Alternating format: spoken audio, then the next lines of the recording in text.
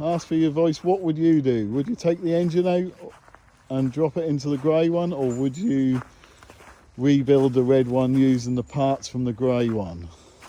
Or would you just try and find another engine for the grey one and try and find and buy the parts for the red one? There's a lot.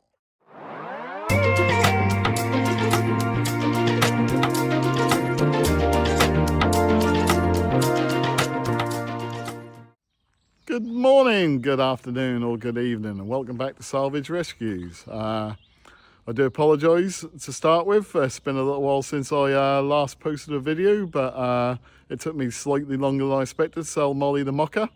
But she's gone now. I don't think any cars were selling before Christmas, so yeah, I had to wait till the new year. But she's gone now. I'd run out of room on the driveway to put any additional cars, so yeah, so I've got some new stock now, so I think I'll show you the stock. I could do a little bit of advice. So yeah, let's turn the camera around and I'll show you what we've brought. So as you can see, we've got two Mini Clubman Cooper S's. So if I start with the red one first, so this is the first one I brought. So Frontal Damage again. Cat S this time, not a Cat N, although I'm really struggling to see where there's any structural damage at all. But radiator's gone. Generally, I think it's gone to the insurance assessors, and they've stripped it down to see whether it's feasible to repair it or not, and they've obviously made the decision it's not worth them repairing. But apart from a little bit damage on that wing, I can't really see any structural damage on it whatsoever. It hasn't even touched the crash bars. As you can see, both crash bars are fine. Bit of damage to the AC rad there, you can see that. But yeah, no airbag damage. So I'm, like I say, I'm struggling to see why it's a Cat S. But the rest of the car's really good, really clean. It's only done 20 something thousand miles, so it's really sort of low mileage for the year. It's a 1968, oh god, it's 2018. So yeah, so I priced up all the parts. So I priced up the parts to replace everything. And I actually see this one for sale on COPART, which is a flood damaged one. And I thought, well, that'd be cheaper to buy that and use the parts from that to transfer onto the red one. This one's done slightly more miles. It's done 62,000. It doesn't run. It's they obviously drove it into some water. The engine's gone from what I can make out. I haven't tried it or anything, but it doesn't run, and yeah.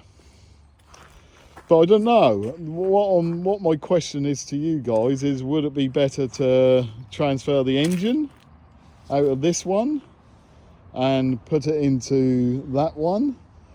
Or would it be better to use the parts from that and rebuild this one? The red one's slightly better spec. Let's have a look inside and I'll see what I'm talking about. So this one's got leather interior. It's really nice in here, really nice. Like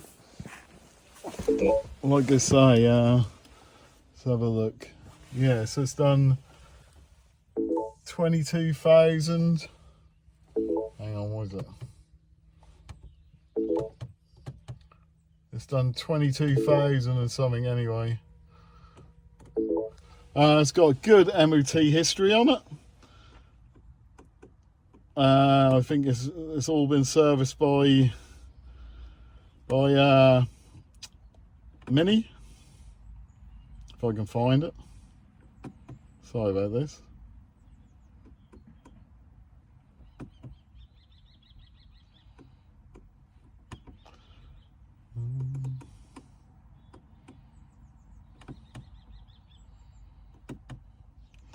Sorry about this. I do apologise. Here we go. So yeah, if we look, so yeah, it's Serviced in 2020, 7,000 miles, 2021, 10,000, 22, 13, 23, 17, and then the last service was September last year, 22,407, and it's now done 22,792. So yeah, it's only serviced 300 miles before they had the accident. Like I say, it's really nice in here, leather interior. Back's just as good. And then yeah, 3 parts in here, although they look pretty knackered. But yeah, and then we've got the grey one. Like I say, this done slightly more miles. It's only a cloth interior in here. What we got here? So yeah, it's done 61,817.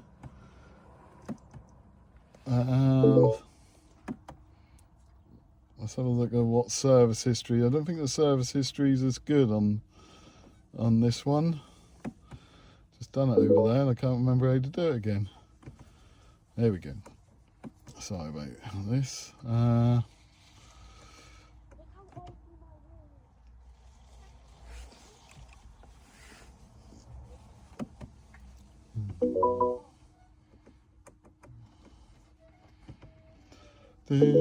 So yes, this one's serves in 2021 at 17, 2022 at 32, and another one in 2022 at 40, and that's it. That's all the service history this has got. Like I say, this one doesn't run at all.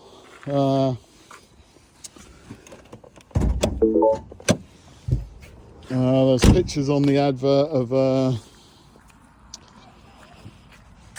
the spark plugs have been taken out, and yeah, if you look in the air box here, you can see where there's loads of gunk, and when you look behind all the bumper and everything, you see where there's all leaves and debris from a flood.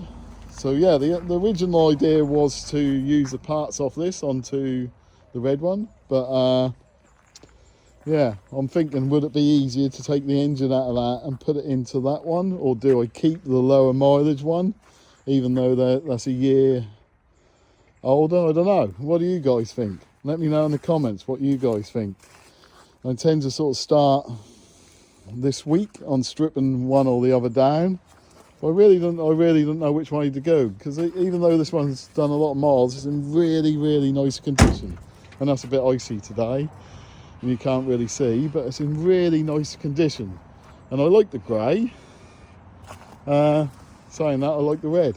So yeah, what do you guys think? Which would be best to do? Would it be better to take the parts off the grey one, have them sprayed and put them onto the red one? Or would it be better to drop the engine out of the red one, because that runs absolutely spot on, and put them into the grey one? Let me know in the comments, guys. I'm in two minds, and I don't want to start stripping one down if it's not the right way to go. Like I say, they're both Cooper S's. The grey one's 1 year newer than the red one, and it's like the grey one's must be a facelift model, because it's got the Union Jack rear headlights, while the red one hasn't. I really don't know. Well, that's going to be it for today, everyone. I just thought I'd get this video out to show you the latest projects and ask for your advice, really. Ask for your advice. What would you do? Would you take the engine out and drop it into the grey one, or would you rebuild the red one using the parts from the grey one? Or would you just try and find another engine for the grey one and try and find and buy the parts for the red one? There's a lot to do on this. There's a lot of parts needed, and because the insurance has stripped it down, it's not as easy as looking at the part numbers and ordering parts. It's hard to decipher what I actually need, and I can see it being very expensive without a donor card to get everything you need, you know, down to sensors, and air intake looks broken, air box is gone, bits of trim over the battery, numerous things are needed. But yeah, like I say, that's it for today. I just thought I'd get this video out and yeah, ask for your opinion. So yeah, so that's it for today, but ta-da for now. So I thought I'd give you a bit of an update today on 2 Mini Coopers I brought. So the grey one, it was brought as a non-runner, didn't run. So over the past few days, what I've done is I took the spark plugs out, checked the bores, they were all clear of water, put some new spark plugs in, put the coil packs back on. I've removed the air filter, and it runs. I hit it with a key, started first time, so I'm not too sure what was going on really. So yeah, there is an engine management light on the dash, but I think that's for a sensor. But yeah, what I'm now going to do is I'm now going to drop the oil out of it, see if there's any water in the oil, change the oil. I only run it for about 10 seconds maximum, just in case. So yeah, I'm now going to drop the oil out of it, see if there's any water in the oil, fill it back up with oil, put a new air filter in it, and yeah, see if we're got lucky and yeah, we got a running and driving car. But yeah, anyway, so I don't know, for those of you who didn't know, there's a little flap on the under tray here, as you can see, so you can get to the drain plug, and also another flap for the oil filter. So I got a new oil filter as well. So yeah, I'm now going to drop the oil out, and we'll see whether there's any contaminants in that. So leave it with me and I'll show you the oil once it's been removed. So I've dropped the oil out. As you can see, it's very, very milky. Not sure what's caused that, but I've dropped the oil, put a new oil filter on, cleaned the air filter out. So yeah, I'm just going to put some more oil in and then replace the air filter and put a new air filter in. Then we'll give it a start up and see whether it comes up with any codes.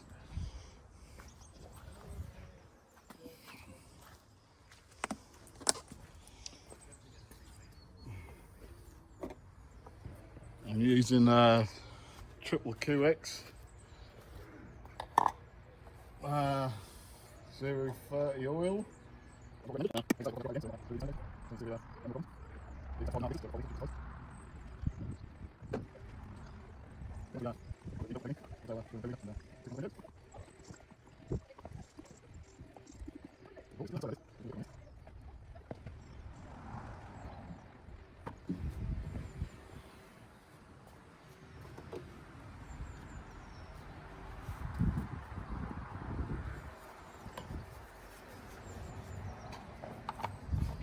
I've checked the coolant level. Coolant level's fine. Didn't seem any oil in the coolant, so maybe it's just like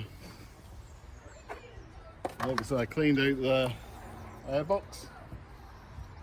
Actually, I cleaned out, the dishwasher cleaned out. I put it in the dishwasher to try and clean it.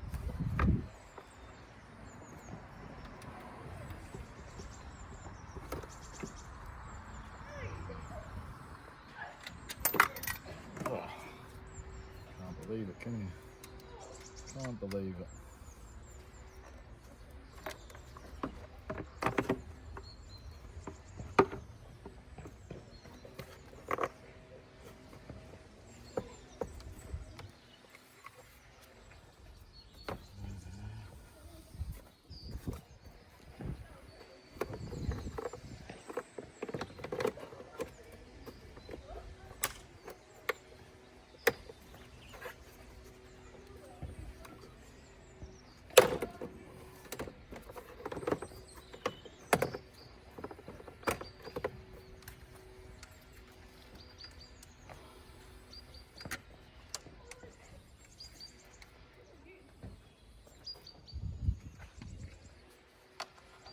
this whole air intake system is just held on by 10mm bolts. So one bolt holds the air box in place and the other one holds the air guide.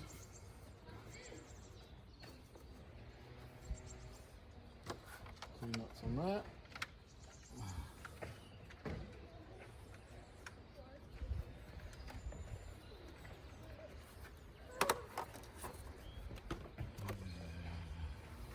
Say 10mm, so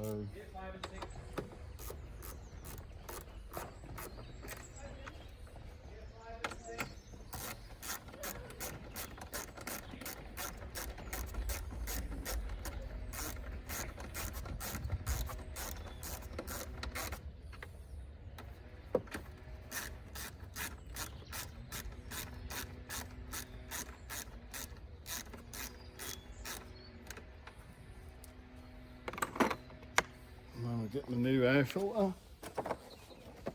Hopefully this is the right one.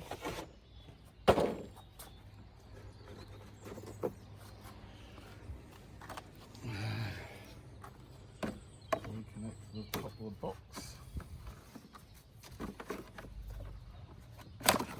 Oops.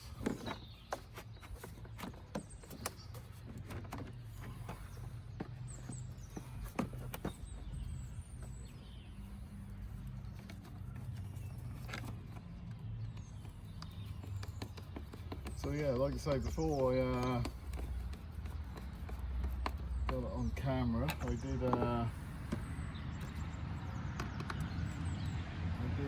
change the spark plugs. So new spark plugs, new oil filter, new air filter now.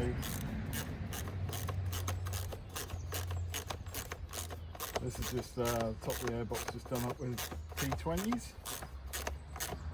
So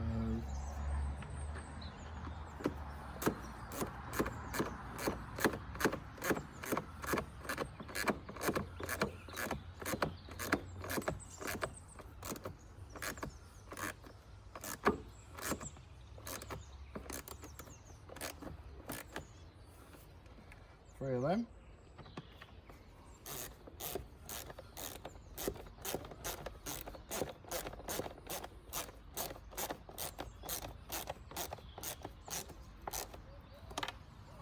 Plug in the sensor again, and then yeah, then we'll go inside the car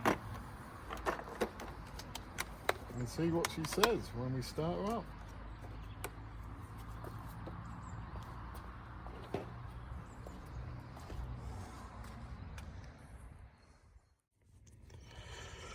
So we're inside the car now, just running a scan.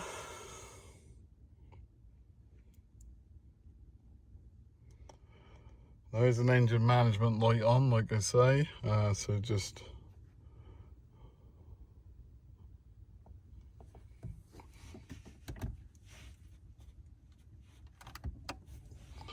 running a scan.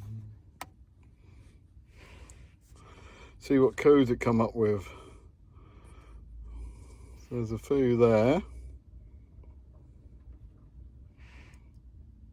Car access system, engine control module, hot film air mass meter, and petrol particular filter. Emergency call. So if we clear them, they don't look too serious, do they? Clear them.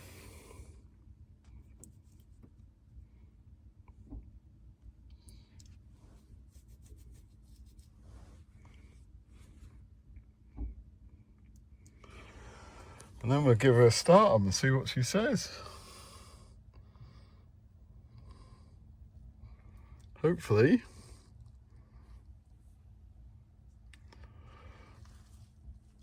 She'll be okay. Like I say, it's very, I don't know why we've got such milky oil. Can it get sucked up when it goes through a flood?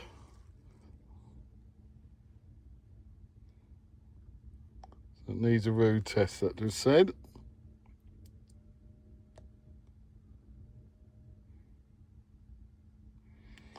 Right, fault code completed. Right, let's give her a start then.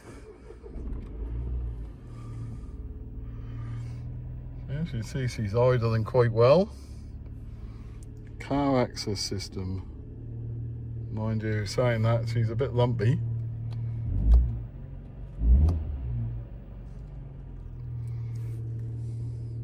Don't know what that one is. I'll have to look into that.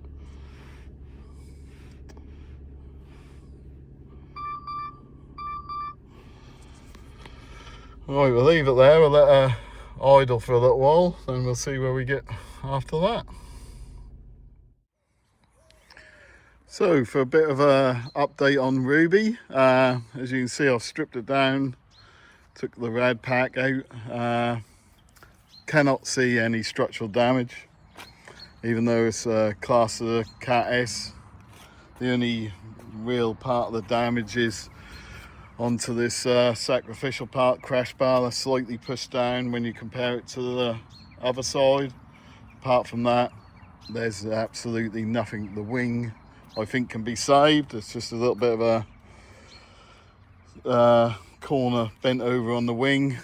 Obviously took off the bonnet hinge. Sorry, struggling to think what it's called then. All the scuttle panels gone. Everything was sort of damaged or need replacing is near enough off, so I can get some part numbers now to start looking at replacing the parts. But like I say, the main thing is really it's just it's a class as a Cat S, but there is seriously no structural damage. I think I said in the last episode the air intakes broke there, so I need a new air intake, a few sensors, but we can get them. Yeah, but apart from that, it's not too bad at all really. That's a lot better than what I originally thought. The only thing I'm really gutted about is a small bit of dent on this wing here, you know. But yeah, I'm going to start. Betty's come out to see us. I'm going to start ordering some parts. Now the grey one is all good. Don't need that as a donor car anymore, so I think I'm going to go down the parts route to repair Ruby. But yeah, only a quick update. Like I say, it only took me 10-15 minutes to strip everything down. But the rad is pretty damaged, so replace that, charge cooler, etc. Get a complete rad pack, I think, would be the best option for that. And yeah, hopefully it wouldn't take us too long to put it back together. Pretty good. All right, and that's the update on Ruby.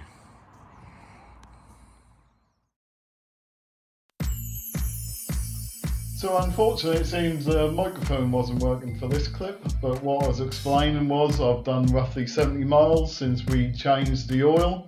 The car had been running really, really well, didn't show any issues whatsoever, so I was then running another scan. I believe the code for the particular filter was due to probably water either in the exhaust or on the sensor, which once the car got hot, this is probably burnt off. But yeah, I was now running a scan. The only code what come up was the car access system code, which was due to a new battery required in the key fob. So yeah, it was all good.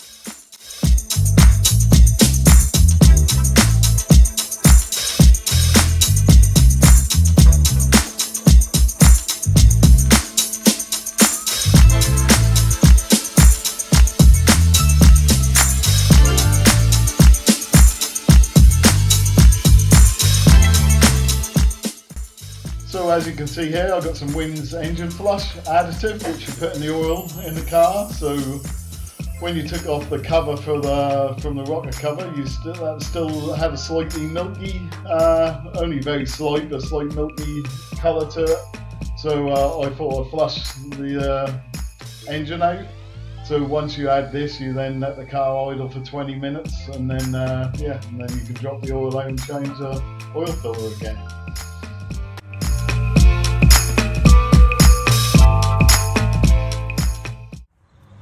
Sorry about that, the can was harder to get open than I expected, so I needed two hands. So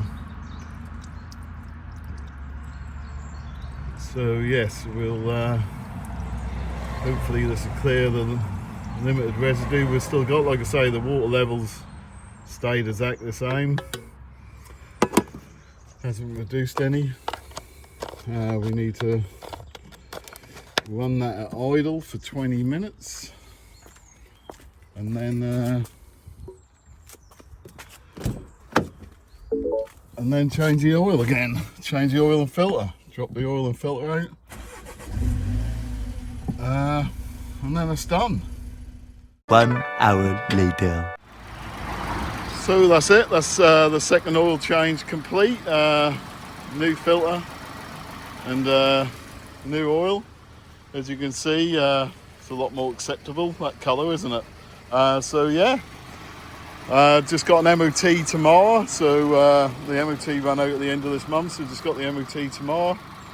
Hopefully she'll pass, and then we'll be moving her on. But so all in all, I've had a bit of a touch, it seems, with this one, and then yeah, and then we'll start on the red one, start on Ruby once we've completed this. But yeah, it's all good, guys, all good. So we've just returned back from the MOT station for Graham. As you can see, he's passed his MOT with flying colours and no advisories whatsoever. So that is the rebuild of Graham now complete. Just got to wait for the V5 to arrive. So once the V5 arrives, then I can put him up for sale and move him on. So in the next episode, be concentrating on Ruby. So I've ordered all the parts. I think I have everything I need to rebuild her. So yeah, we'll be concentrating on that in the next episode. So if you like this video, please give it the thumbs up. If you hit the notifications as well, and thank you to everyone who's subscribed already. Really overwhelmed by the amount of people who have subscribed to the channel already. We're on the way to 500 subscribers, so if you haven't subscribed yet, please do, and let's try and achieve that 500 subscribers by the end of this month. But apart from that, I'll see you in the next episode. Ta-da for now. So today we're going to continue with Ruby. We got a couple of issues now. We've removed the rad pack, so I'll show you what we need to do. So obviously, as I said in the last video, we need to remove the air intake. I got a new one of them coming, or brand new second-hand one of them coming. So we've got to remove the air take, and also I think it's the heat control module, heat management module. There's a couple of pipes what were broken on there, so I removed them yesterday. But also I noticed, I don't know if you can see it, let me get that wire out of the way. This is broke here as well, so I need to strip that off. I think that'll be easier once the air intake's gone, so I'll strip that off, and I think it's going to be a complete replacement. You can still get them, they're brand, you can get them brand new, or you can get them second hand on eBay. But yeah, so that's what we're going to do today. So we're going to strip them two parts off and then check for any other damaged parts as we go, really. But yeah, so I'll set you up on a time lapse and we'll see how we get on removing those two items. See you in a bit. Ta-da for now.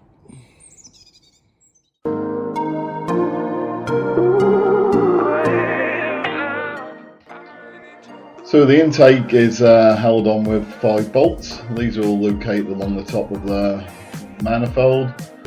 These can be undone with a 10mm socket. There's no bolts underneath. There is quite a few cables and pipes clipped to it, so you need to remove these. They're just plastic clips, and you can remove these before pulling the intake away from the manifold. It was a bit tricky to pull it away, I think because it's been there for a few years, and also the gaskets have sort of sealed to the head, so it did take a bit of a tug to get it away, but we got it off in the end.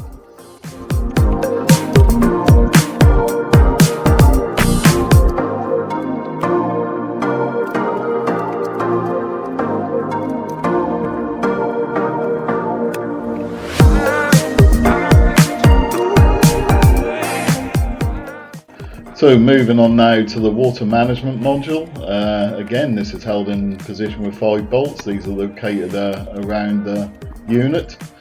To undo these, you need an E11 Torx socket. Once these are undone, there's 2 O-rings what go inside the head. These held the unit in quite firmly, so you needed to give it a good pull to get it away from the head. Once it's away, I removed the final electrical connection and the final pipe, what's remaining on the module, and then it could be disposed of.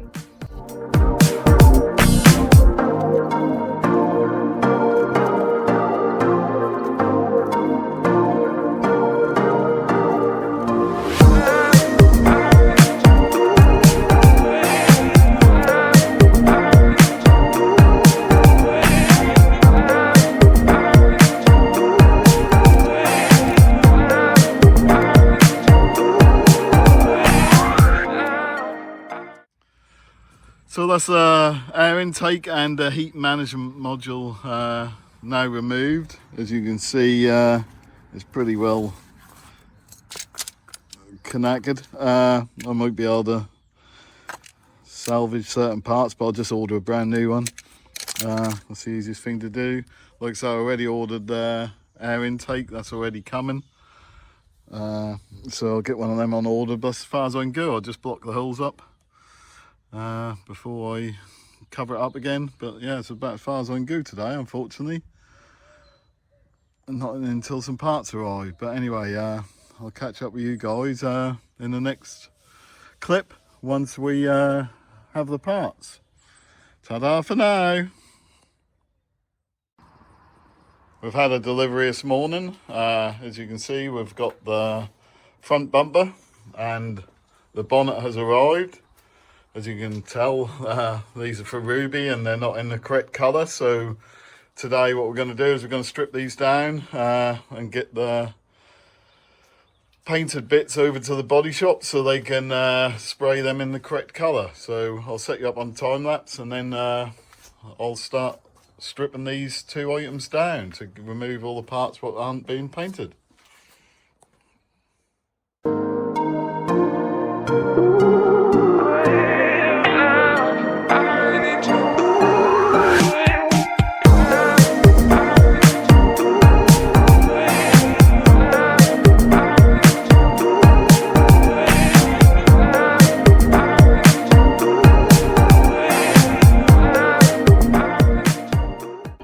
So this was a horrendously laborious task to split the bumper down. It took me roughly an hour and a half in the end to strip all the non-painted parts off the lower bumper section what needed painting.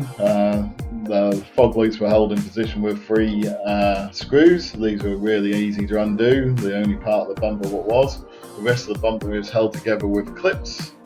And due to the age of the bumper, some of these were quite fragile, so I had to be really gentle. But as you can see, I removed all the parts, and the painted section is now at the body shop ready to be painted.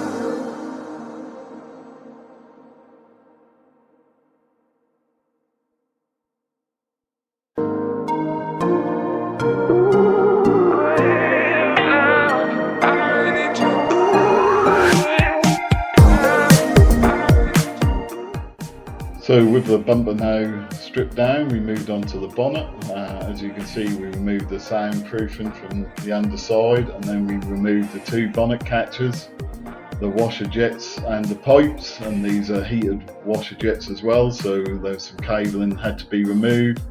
We then went on to remove the bezels from around the headlights and the air intake duct, and also removed the chrome trim what runs along the edge of the bonnet, and then this is ready to be painted along with the air intake duct.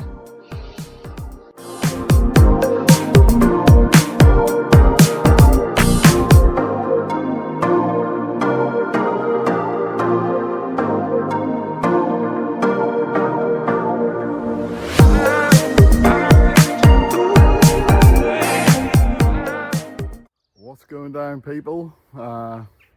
So I'll give you an update what's been happening since the last clip. Quite a bit actually. It's a glorious day today, look at that sun.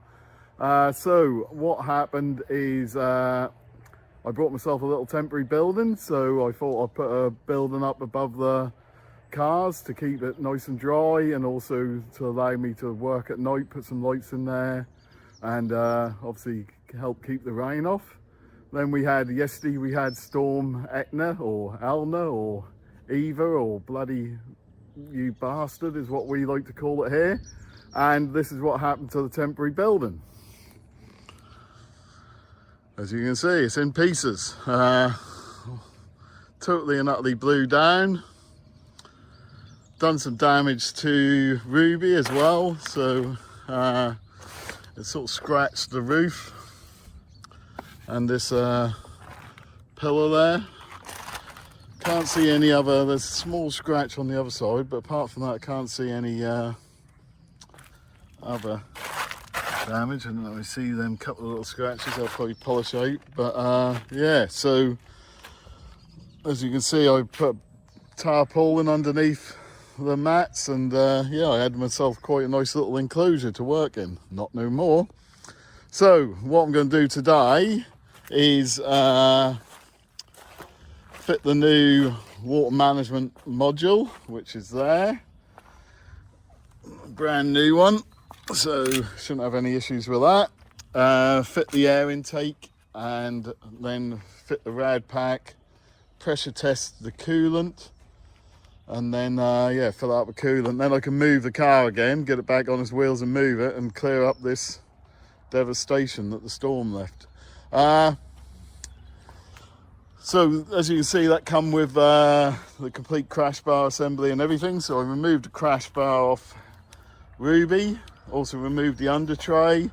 I also took the wing off, so I removed the wing to take that to the paint shop. That's quite easy to do. I think there's 7 bolts that hold the wing on, so I took that to the paint shop so they can colour match the bonnet and bumper. And also, if you remember, there's that very small bit of damage on there, so they're going to repair that as well. I think the only thing left to buy is a front headlight. I got one, I just need the other one. They're quite expensive because they're the adaptive ones, but yeah, main focus today is get Ruby back on her wheels, and then I can move her off all this and yeah, clear up this mess.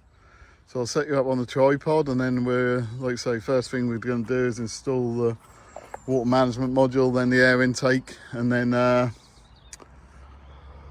yeah, then we'll install the rad pack and pressure test the system. As you can see, as normal, Betty's always out giving moral support. But yeah, okay, so I'll catch up with you guys in a little bit once I've got the tripod out, and we'll set you up on that. So I've put some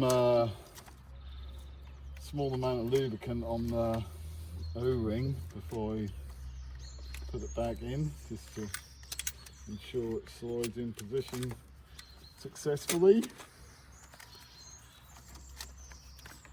Just making sure no cables are caught behind where it should go.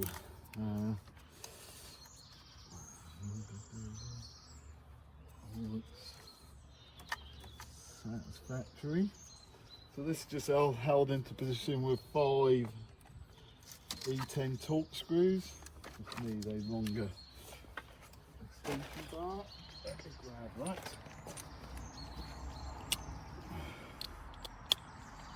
So yeah, it's should be a quite easy fix. And then some of the hoses what snapped off have still got the little bits in, so I just need to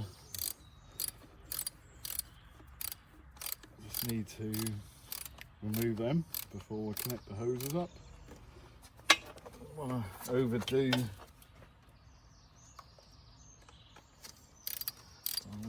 the bolts until they're all in position.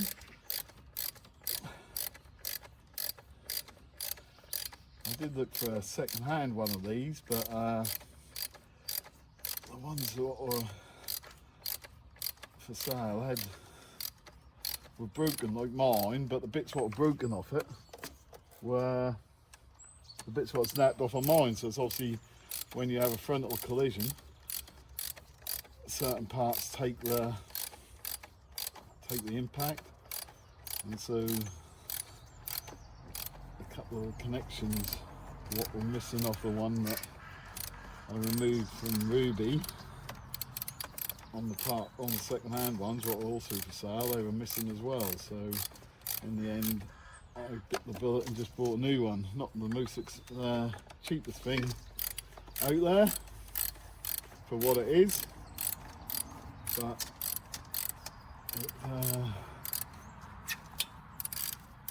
it's better than trying to make one out of 3 different parts. Like I say, it's just held in position with 5 E10s, I think they are, might be 11.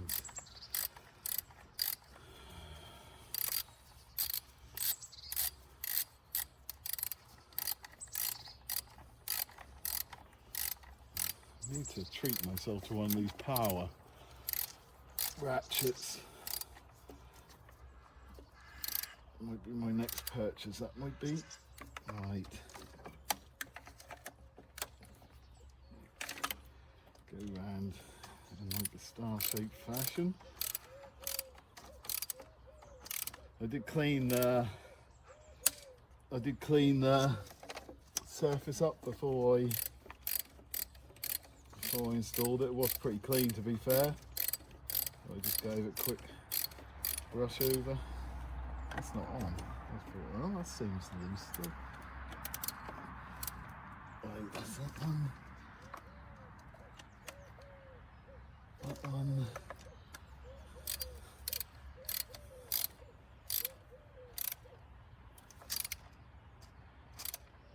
And that one. There we go.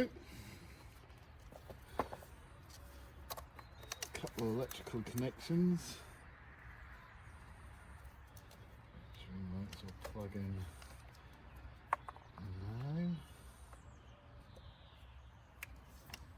Oh, little clips fell out of that one. Put that back in.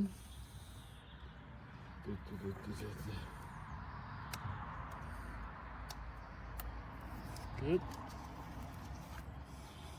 And this one here. Can't do that one there. Ah, that's still on there. Right, I'll do that. There we go. Right, I think before I connect up the other hoses, I'll install the air intake, and that way I'll know the routing of the hoses. This one could go on, although it hasn't got its metal clip. That must be in the lock-up. But yeah, that's in position. So what I'll do now is I'll go get the air intake and install that, and then we can sort out the front end and put that back together. So I'll just hold it there and be back with the air intake. So now we're installing the air intake. This is a bit fiddly because there's quite a few wires and connections. Again, I've cleaned up the surface prior to installing it. And put a little bit of lubrication on the O-rings.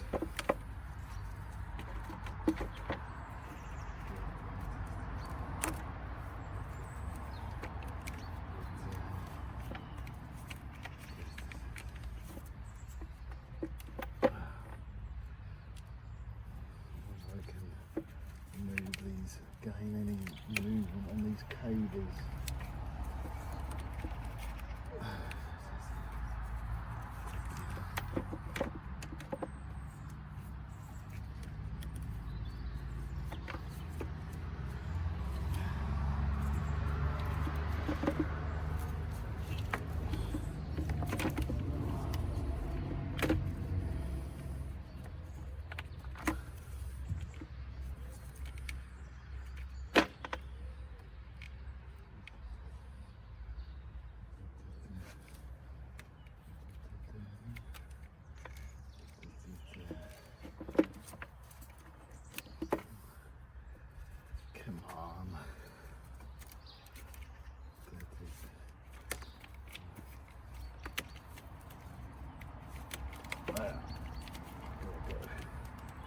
Freedom now.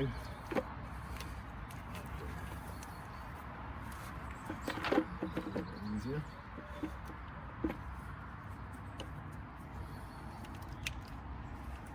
He says.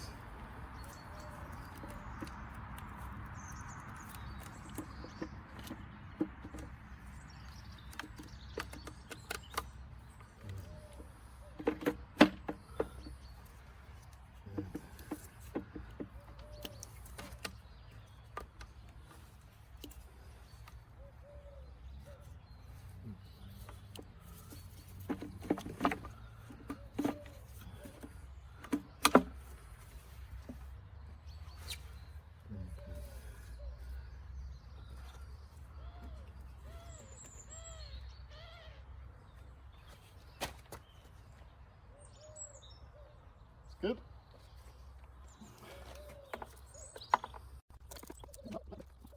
So this is held in position with 5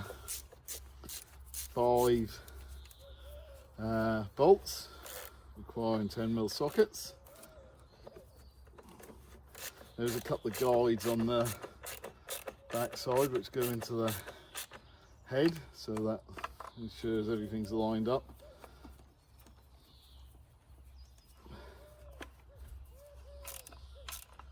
No bolts underneath, just all 5 bolts on the top there.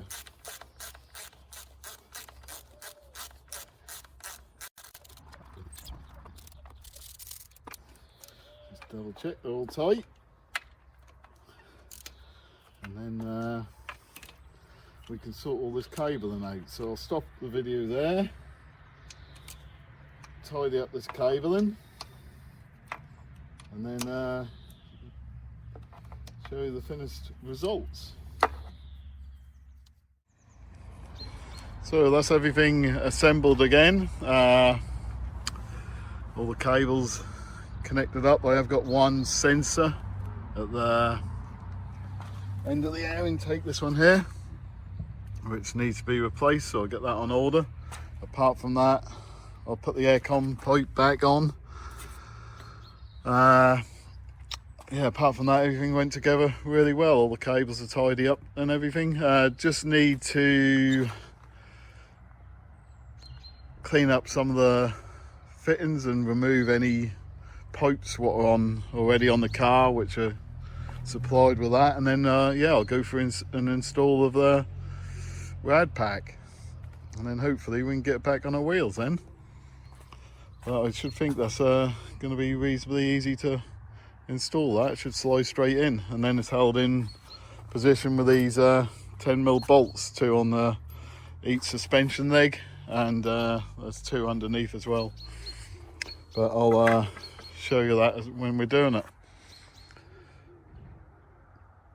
But yeah, just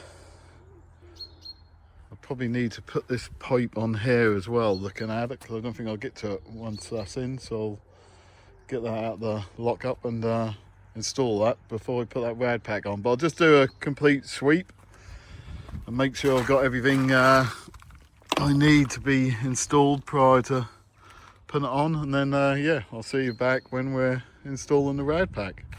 But yeah, all good. 1 hour later.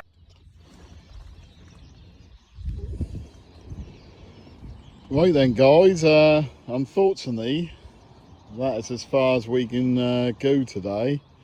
I was hoping to get it filled up and with water and antifreeze and get it so it run, but unfortunately we can't, and I'll explain why. So it seems that we fitted all the complete front rad pack, so that all fitted well, but when we did fit it, I noticed I don't know what you see down there, but this side of the radiator, so the driver's side of the radiator, is slightly different to the one we've got. So that's got a sort of Jubilee clip type connection on the pipe, where the other one's got the old snap fit type thing. And if you look at this side, you can see it's got a different connection there, and also it's got the temperature sensor as part of that radiator unit, where this one hasn't. It's got the temperature sensor part of the shutter panel. So what my intention was, I took off the AC rad off the front because that one's, you can see, is quite damaged, and I thought, right, I'll use that, and then I'll use the old radiator because that looks solid, even though it's and it was, obviously when I pressure test it I could see, but this bracket here is broke, so unfortunately I can't do that anyway. But yeah, apart from that, that's as far as we can go. So I'll have to order a new radiator as part, and remove that from the charge cooler, and then yeah, install the new radiator and connections, because like I say, the cable for the temperature sensor is only that long there. That one has got cable to it, but I don't know whether that'll all operate correctly. So yeah, unfortunately that's as far as we can go. So I'll have to get one of them on order, and then see where we go from there. That's a bugger, but this is all part of doing up crash damaged cars, I suppose. It was this rad pack, I mean, this is a 2018 car and it come off a 2017 car, so I thought it was going to be exactly the same, but obviously they changed it slightly. But never mind, like I say, it's all part of the enjoyment of it all. So yeah, so thanks everyone for watching, and we'll catch up with Ruby next week when the new radiator come in. But if you like this video, please give it a thumbs up, turn on those notifications, subscribe to the channel as well. We smashed the 500 subscribers, smashed that way ahead of when I thought we were going to, so we're already at 500 plus. So yeah, if you hit that subscribe button, definitely turn on notifications, and keep you up to date with the build, and then I'll see you all next Sunday evening. Ta-da for now. The continuation of the rebuild of Ruby, the red Mini Cooper S Clubman. So we've had a few issues, but we're moving on. So as you can see, we've got a new charge cooler installed. This is due to the fact that the charge cooler, what was supplied as part of the rad pack, was is larger. So that meant the radiator didn't fit on top of the charge cooler, and also that means the condenser doesn't fit as well. So we've had to buy a new charge cooler, a new rad pack or radiator, and the condenser. So I installed the charge cooler, that's all done. That's quite easy to install. I don't know whether you can see, but under here, oh there, probably better, that just clips into the lower crash bar assembly. Clips in with one of these clips what go up from underneath, and then there's another clip what goes in there to expand it. But yeah, so that's installed. Next job is to install the radiator. connect up the radiator. That just clips into here and then bolts under from underneath. So I'll show you once that's installed, then we can install the condenser, and then we'll fill her up and pressure test the system. I had to remove some of these crash bar assembly parts because you can't really get to these bolts in here.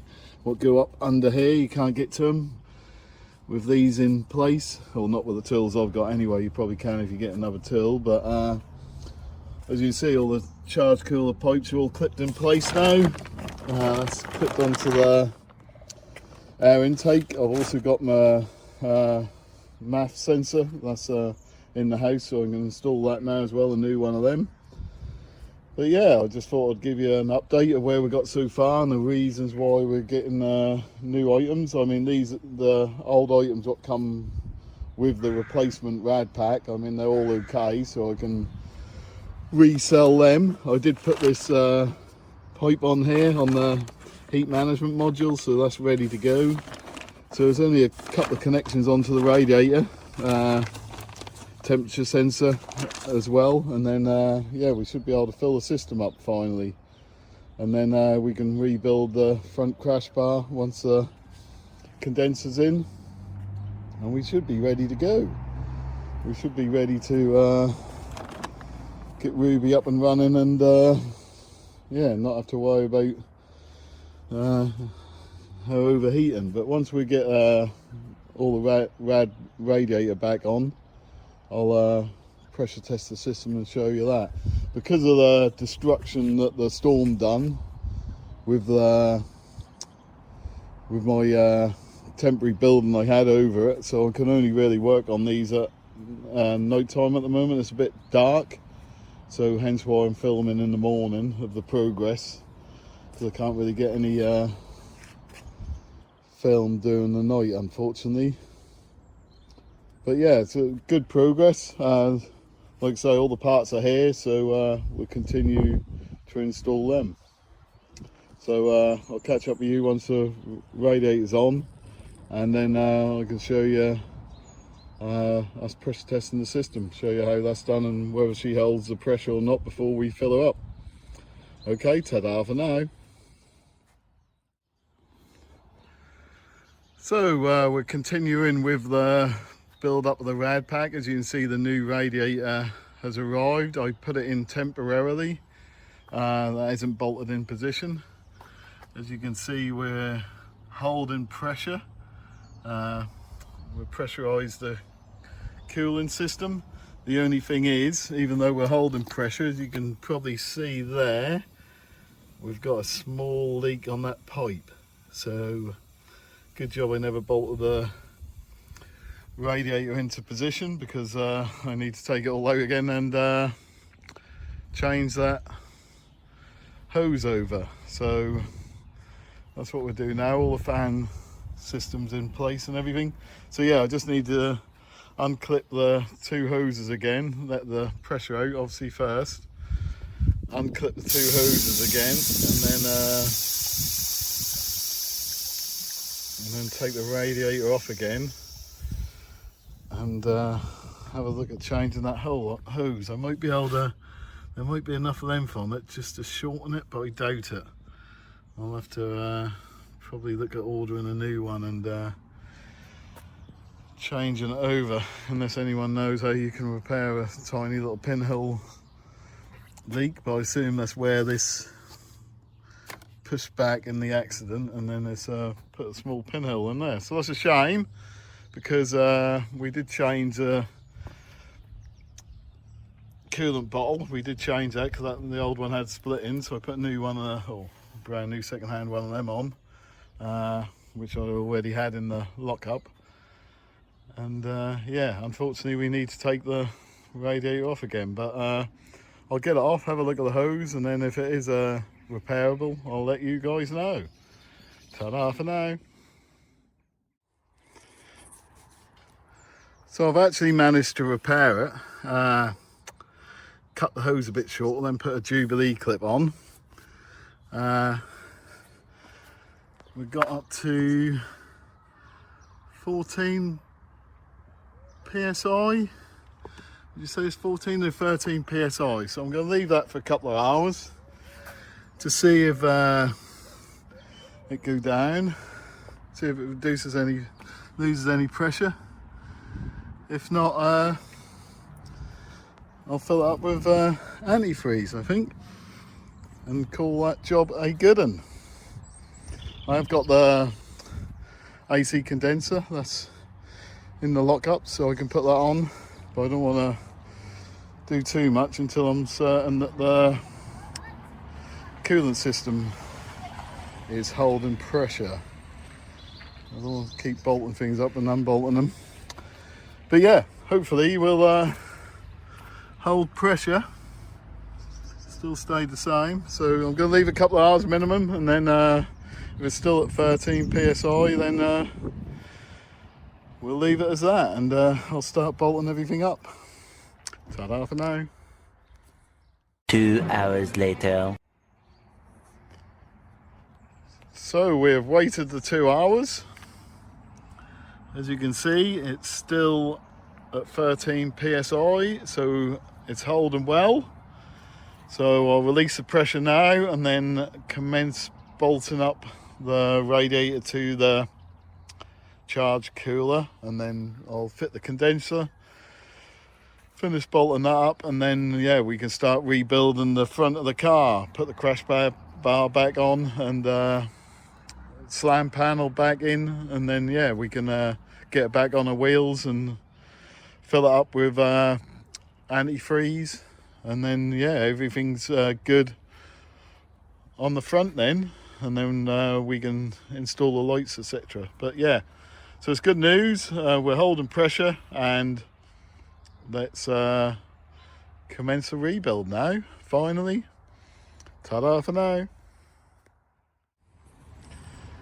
So that's the radiator and the condenser on now. So as you can see, the condenser just pushed into these two plastic clips either side. Probably see it better on that one. Just push down and then it snaps in place.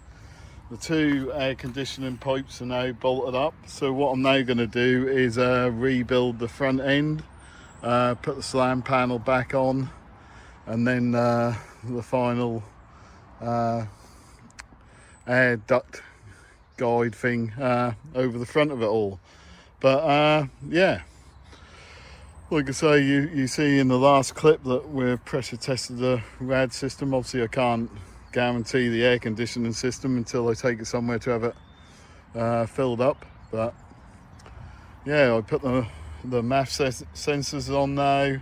Oh, I just got to plug in the radiator, the fan, tidy up these wires, and then yeah, we can start putting the slam panel back on again, and then we'll put the upper crash bar on, and then yeah, everything's complete, just waiting for the body panels then to come back from the paint shop.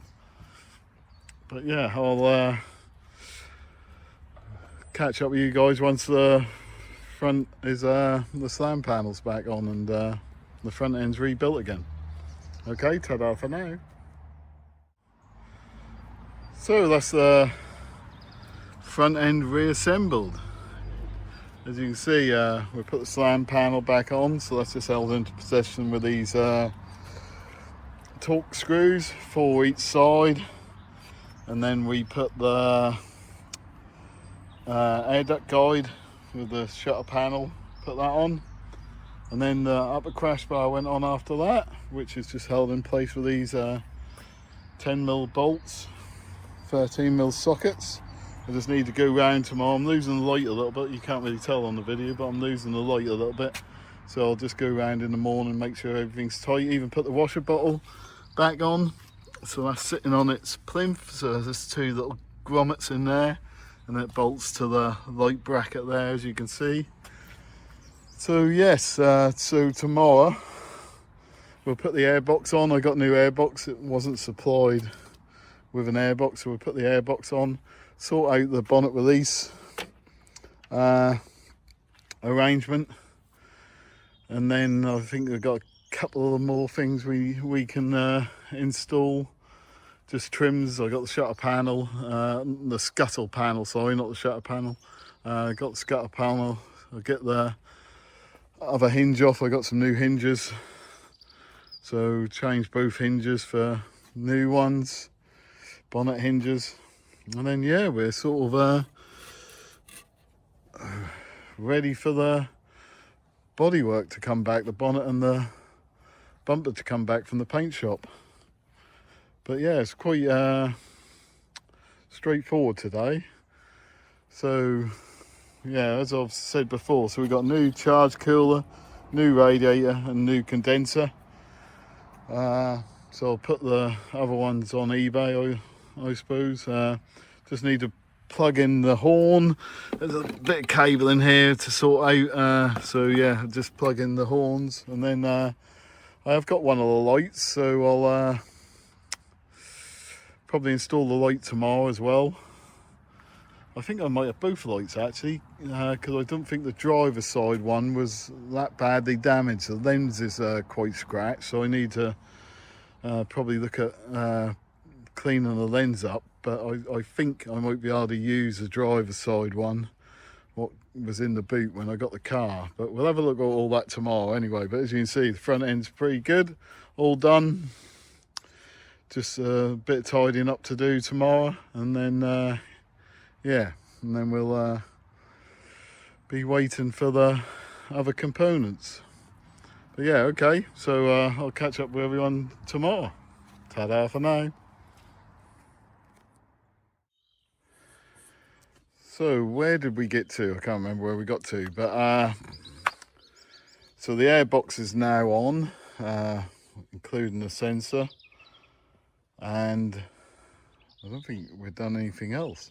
Oh, we connected up the bonnet release mechanism, so that's all now connected up. So what we're now going to do is install the lights, and then see if we can clear some of the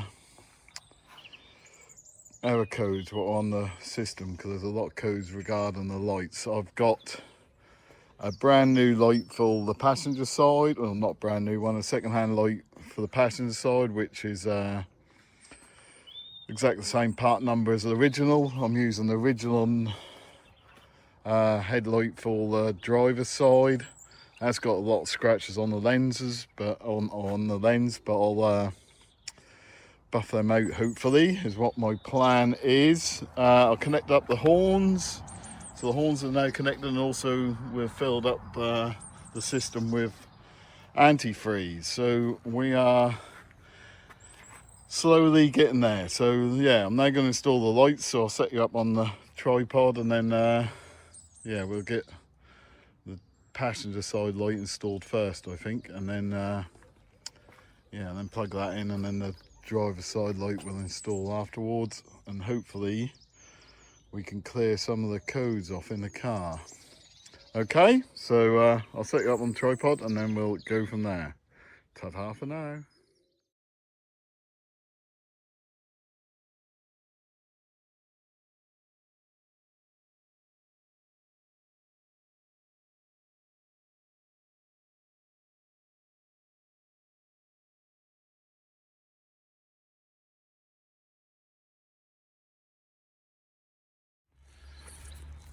So as you can see, both lights seem to be working. It's a sigh of relief when they work, isn't it? You know.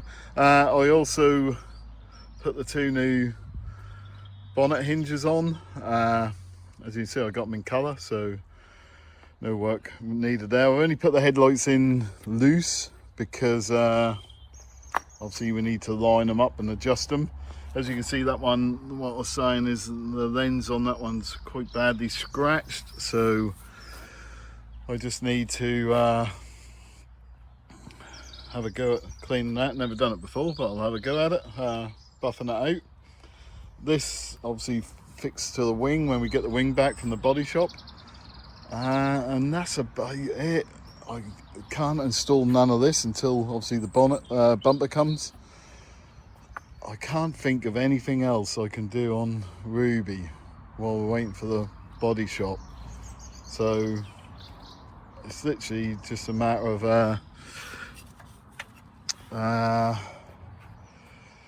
waiting for the bumper and bonnet to arrive back and the wing, and then a quick bolt up job and she should be done. I'm just gonna see if there's any codes. I've got all the scuttle panel and everything still to go on, but I think I'll wait until everything's together before I put that on. But apart from that, she's ready to go. Just need to wait for these panels to come back. So as soon as they arrive, I'll let you know, and we'll finish the build hopefully. All right then, ta-da for now. So as you can see, we've got everything back from the paint shop, so the wing, the bonnet and bumper. I've made the bonnet up, so that's all back together again. What else have we done? We've installed the new brake air duct. I've put the wing on. Like I said before, this just held in position with 7 10mm bolts only on there loosely at the moment. Panel gap is good. And then we're gonna put the bumper on, and then yeah, then we can start lining everything up. The headlights are still in there loose because obviously they need to line up with the apertures on the bonnet. The bonnet's on there, but it's on there loosely. Well, it's tightened up, but it's on there so we can still move it. So yeah, so we'll get the bonnet on, the bumper, sorry. We'll get the bumper on, and then we'll start lining up the panel gaps, I think. So I'll set you up on tripod, and then we'll get the bumper on.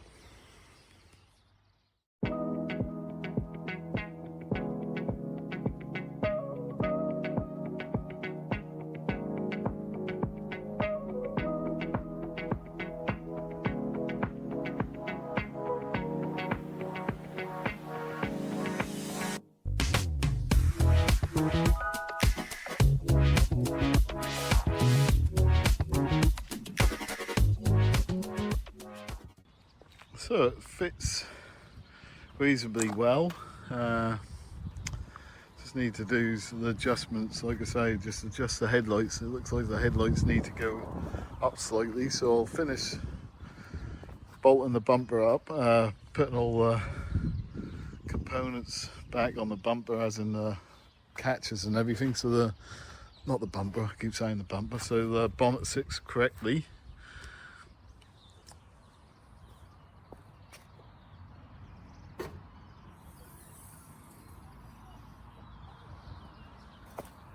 Because it hasn't got the catches in here, sorry, the catches on there, what connect it to them. So yeah, I'll finish doing that, and then yeah, we can then, because like I say, the headlights are loose, we can finish lining everything up. But all in all, it's sitting quite good.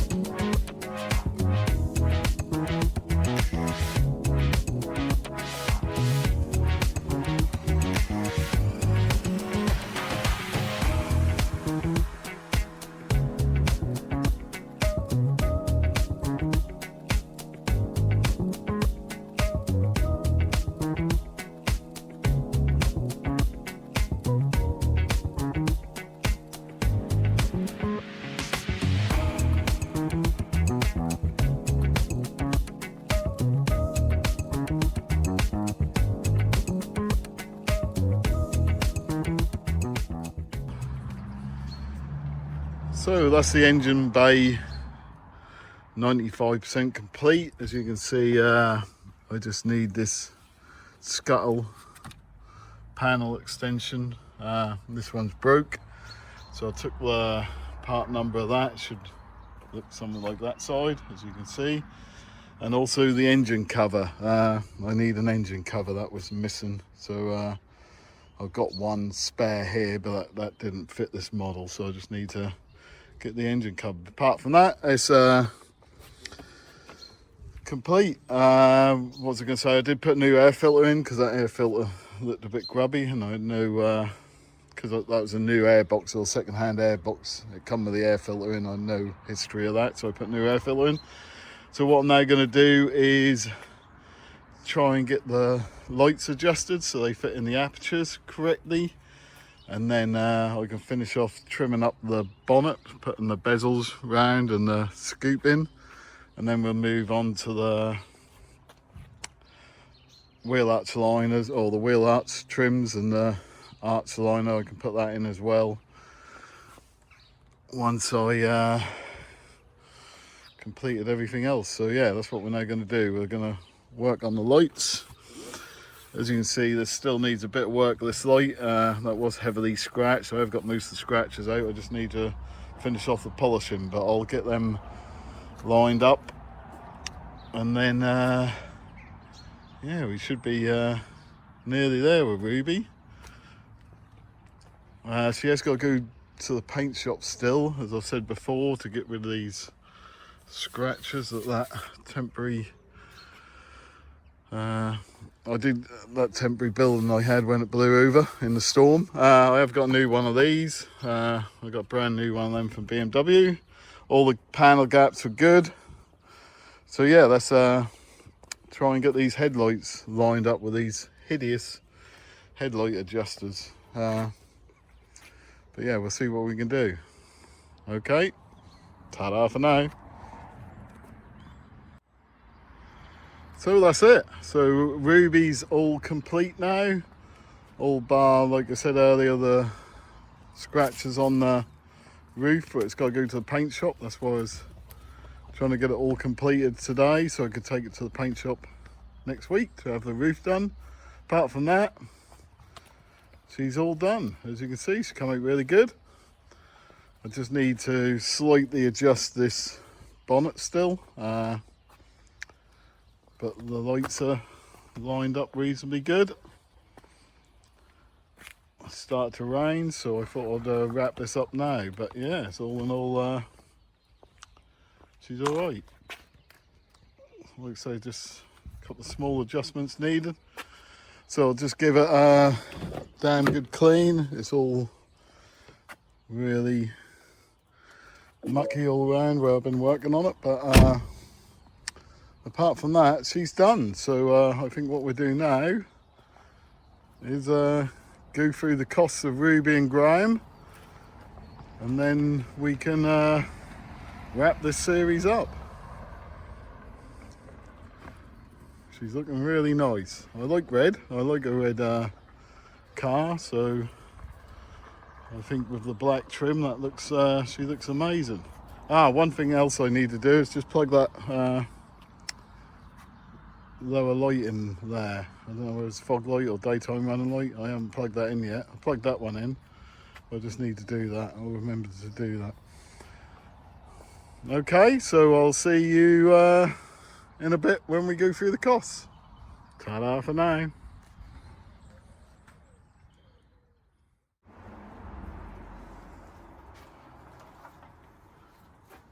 So we'll now go through the costs. We're going to go through the cost because this series was about the two minis I brought. So we'll go through the costs together for Ruby and for Graham. So to buy both cars, they both cost me £7,000. With the COPART fees was £1,468. Fuel to collect both cars, so I got one from Colchester, quite close, and then the other one I had to go to Newbury to get it. So that was I've allowed £130 for fuel for collecting both cars. they both needed the V5 to be applied for, so that's a £50, yeah, £50 charge from the DVLA. And for Graham, this is for Graham only. I serviced it. Well, I didn't service it twice, but I changed the oil twice. So for the oil filter and the new air filter, spark plugs, etc., the whole lot come to £155. It needed a near side arch liner, so I had to get one of them, so that was £45. And then it needed an MOT, which as we know are £45. Went through no advisories or anything, so no additional charges there. So then we move on to Ruby. So that was all Graham. Up from there, going down from here is Ruby. So for the bonnet, bumper, all the rad pack and the scuttle panel, etc., that will come to £2,700.